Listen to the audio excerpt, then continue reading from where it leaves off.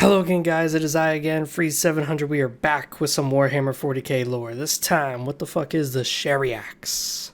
The Throne of Glass.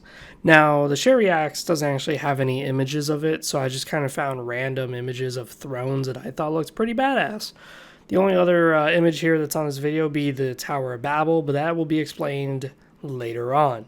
Now, let's focus on the throne. What the fuck is the Shariax? Now, the Shariax, Throne of Glass, is located inside a temple, and this temple is known as the Temple of Voices. Yeah, that's kind of creepy. In my opinion, that's very damning of what this device is. It's a very warp-powered artifact. It's a very powerful artifact indeed that helps psychers, and of course is located on a dead world known as Occludus. Now, where on Occludus is actually underneath a cavern, or a set of caverns, directly underneath a fortress monastery called Logopol. And Logopol is the fortress monastery of the Space Marine chapter known as Death Specters. And the Death Specters have their own lore video where I cover them, but basically, the Death Specters are anti-Xeno, and they're really, really, really good at killing Xenos. But not the Xenos that we know, like Tau, Eldar, Orcs. No, they fight whole nother monstrosities that... These monstrosities in the Ghoul Stars, which is where Occludus is, are so damn deadly that at one point during this event known as the Pale Wasting, whatever was there was so powerful, this alien race, that it killed over 10 Space Marine chapters in one pivotal battle. So the Death Specters definitely have their hands full. And if you think you're going to just simply walk into this cave underneath their fortress monastery and just say, hey, there's a nice looking seat I could park my ass under right now. Yeah, you're dead fucking wrong. That is not going to happen. Especially if you just so happen to be anything that's, inferior, like not human. Now, the Shariax can only be operated by a Magir of the Death Specters, as it requires their full attention, and there's really no one else better than a veteran of thousands and thousands of battles. Now, the Magir of the Death Specters is what they call their chapter master. Now, this leaves the chapter relatively leaderless, so most of the commands given to the chapter would be through the Messazar, the chief librarian, which, upon the Magir's death, the chief librarian ascends. The Messazar ascends to the Magir. Even though it's not exactly stated that the Death Specters are led by Psychers, but this seems to be the chain of command, so it's a relatively safe guess to say they're led by Psychers. Now, while the throne, the Messazar communicates with the Magir, but rarely does the Magir actually return an answer most of the time. If anything, the Messazar can message the Magir and say, hey, our chapter just cleared out a planet. Hey, we just destroyed a bunch of Necrons. Hey, we just destroyed a bunch of Thexians. And the Magir's going to be silent. Most of the time, if the Magir communicates, it's usually a one-way message where he just tells the Messazar, there's a big, big fucking threat coming this way. Oh, in the future, this event's going to happen. Something along those lines. And the Messazar goes, okay, I will assemble to the chapter and we will go deal with it. That's usually the way this works, as far as the Shariax goes. But, what exactly is the Shariax? What is it really? So, let's talk about its origin maybe. That would help us understand what the fuck this is. Unfortunately, Shariax has an unknown origin, so we don't know when, but it is ancient. We're talking over 10,000 years old ancient, so that's good. We know it's older than the Golden Throne. We know it's older than the Dark Age of technology. That's great. That's a good starting point. And all points hint at a Xeno creation.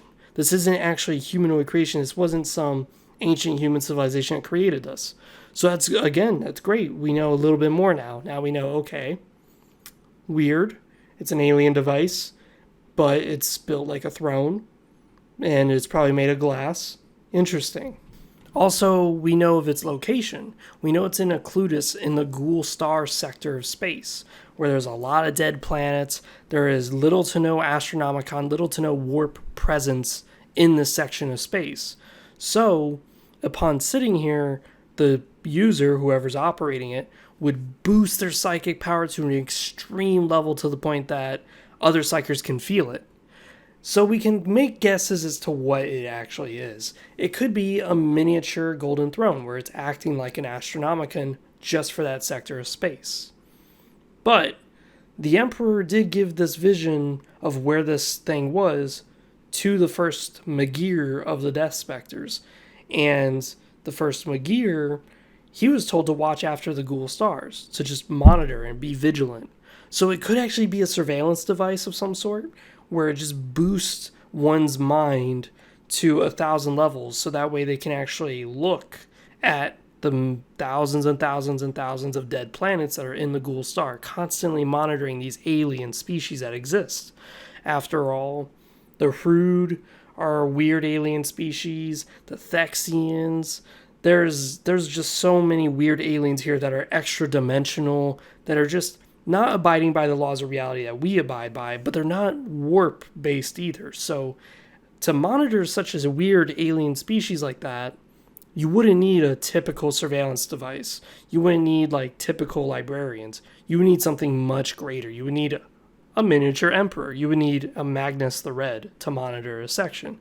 So the Shariax does make sense as a surveillance device. Now, most of the Imperium doesn't actually know that the Shariax exists, and there's probably good reason for that, because there's some heretical implications about the Shariax.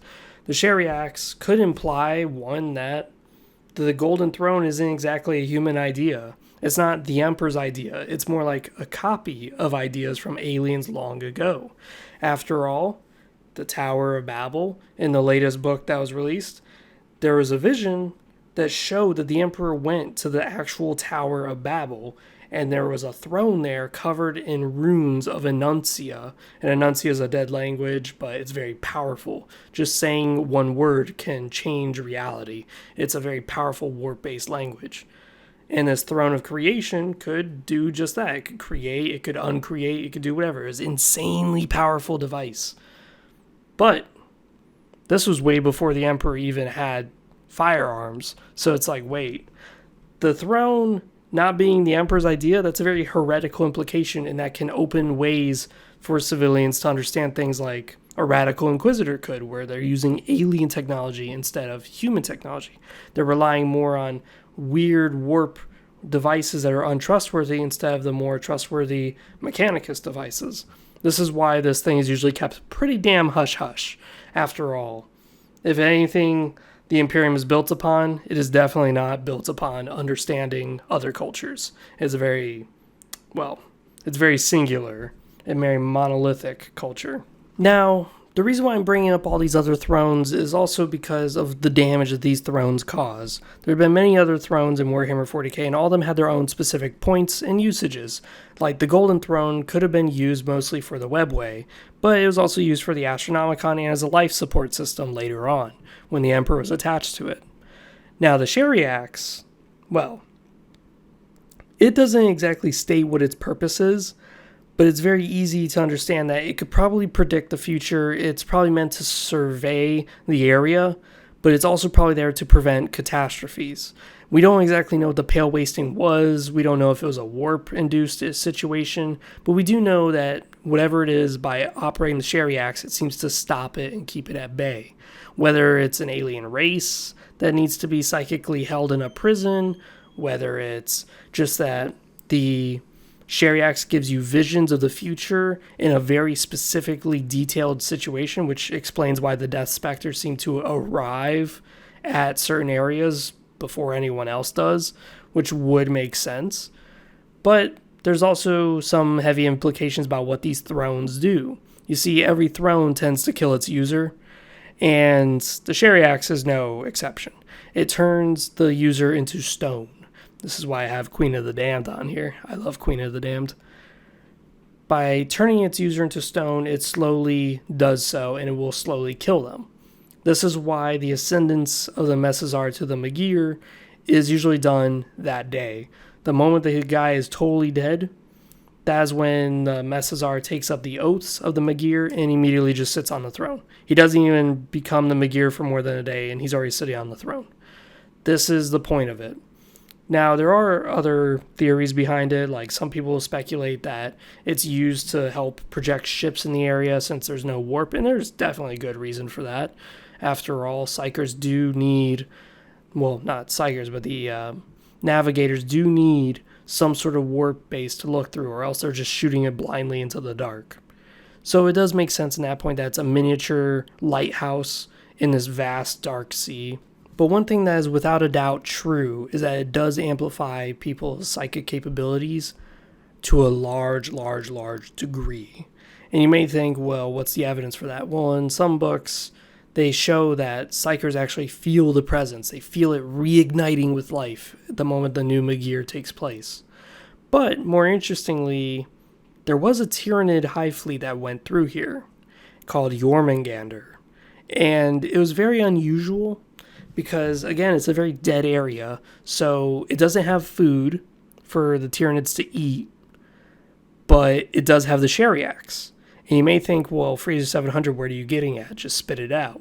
Well, whenever there's a huge psychic emission, that tends to attract Tyranids. That tends to attract the hive mind. And it seems this is no exception. Here it is, a bright light gets shined into this dark area of space, and it may have unwittingly attracted the Tyranids into this sector. After all, it was a little strange that the Tyranids attacked this sector and came into this sector of space. Because one, Tyranid fleets haven't came from there at all before. They've came from other areas of the galaxy.